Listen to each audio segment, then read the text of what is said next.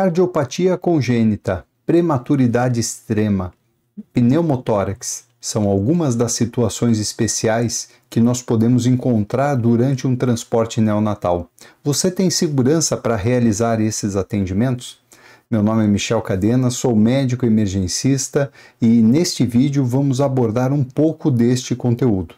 Se inscreve no canal, ativa o sininho para receber conteúdos com estes temas e outros temas da medicina de emergência. Bora para o conteúdo de hoje.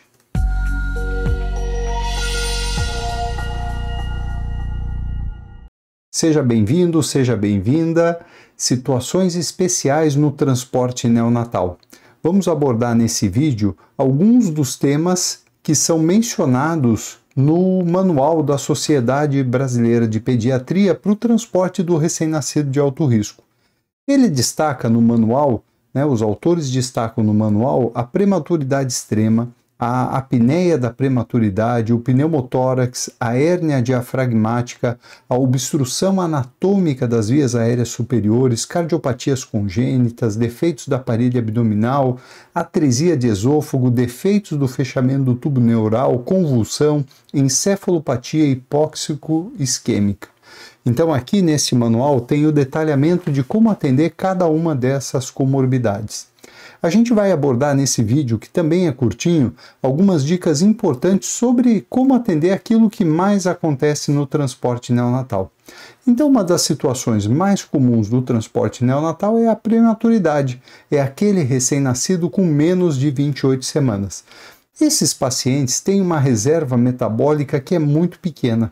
Então o estresse, a vibração, as alterações na temperatura podem afetar drasticamente o equilíbrio metabólico nesses pacientes. Então todo cuidado é fundamental no manejo desses pacientes. Eles têm um tamanho reduzido, é mais difícil manipular, é mais difícil pegar um acesso venoso, fazer a intubação e a manutenção da via aérea desse paciente também, e são pacientes mais sensíveis. Então, os prematuros, a gente precisa ter muita atenção nos parâmetros, porque a reserva fisiológica dele é muito pequenininha e ele pode ser comprometido gravemente durante um transporte se a gente não observar todos esses cuidados. Outra situação especial possível é o recém-nascido com um defeito da parede abdominal. Além desse conteúdo atrapalhar o posicionamento do bebê, por aqui também tem uma grande perda de temperatura.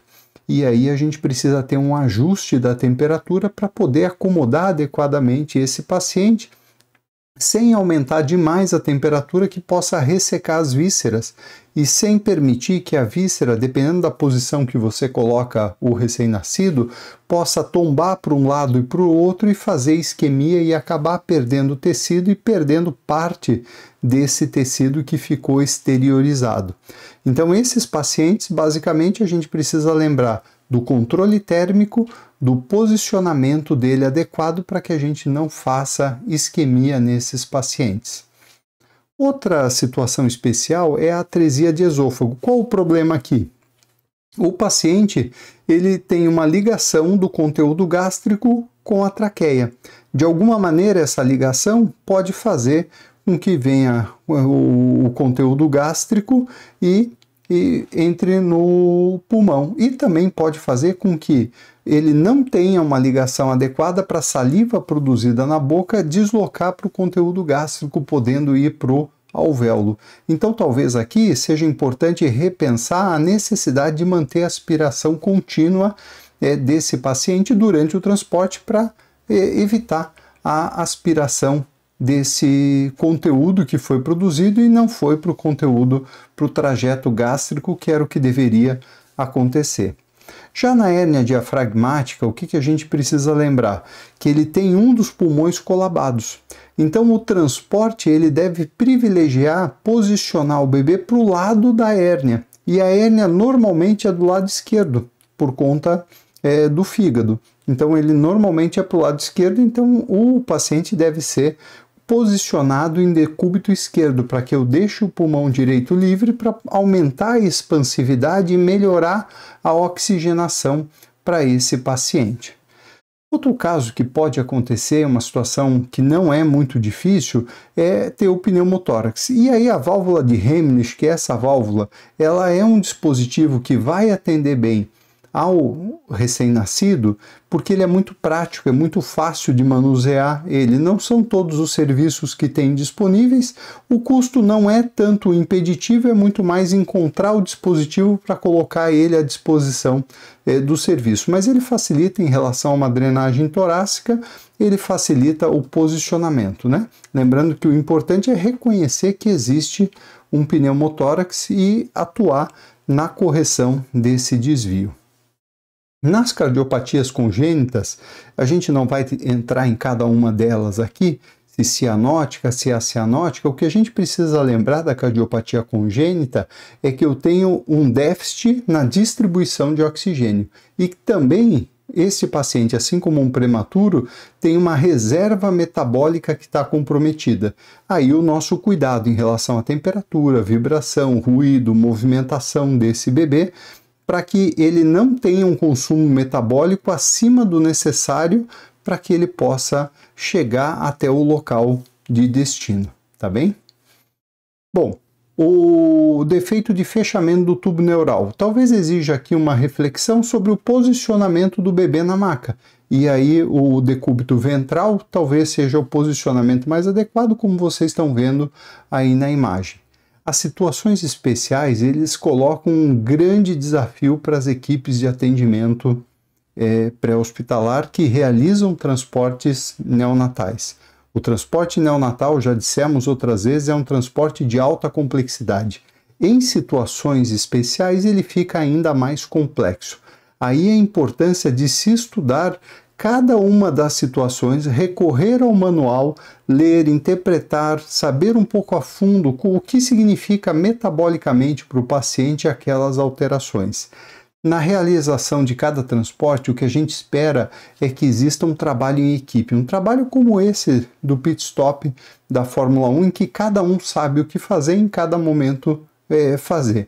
Por isso a importância de estudar, se atualizar e manter a atualização de toda a equipe. A gente vai produzir conteúdos que vão aprimorando as equipes e aprimorando o conhecimento no transporte neonatal, porque a gente entende que é fundamental esse trabalho.